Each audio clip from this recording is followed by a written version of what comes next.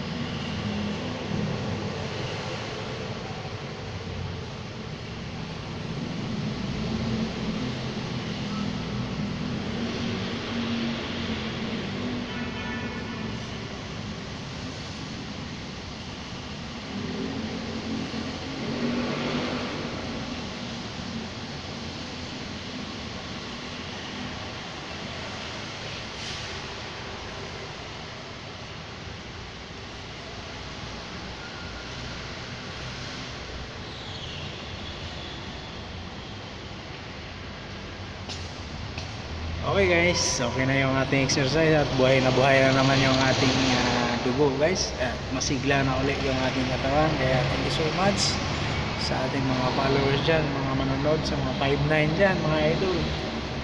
Huwag nating pabayaan na tayo antukin sa ating duty mga idol. Tayo mag-exercise kapag tayo naantok, no? Yan lamang guys. Thank you so much. Sana tuloy-tuloy pa rin yung ating duty at buhay na naman tayo.